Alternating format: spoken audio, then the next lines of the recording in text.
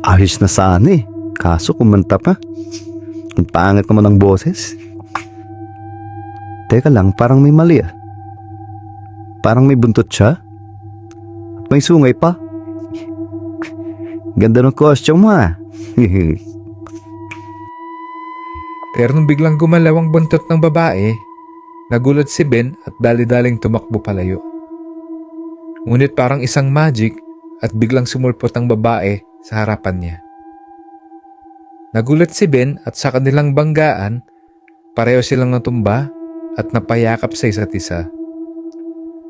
Habang magkatitig sila, ay kakaibang kilig naman ang naramdaman ni Ben. Jackpot. Pasil nga na pisngi mo. Ang cute-cute mo talaga. Ako nga pala si Lucia, prinsesa ng impyerno.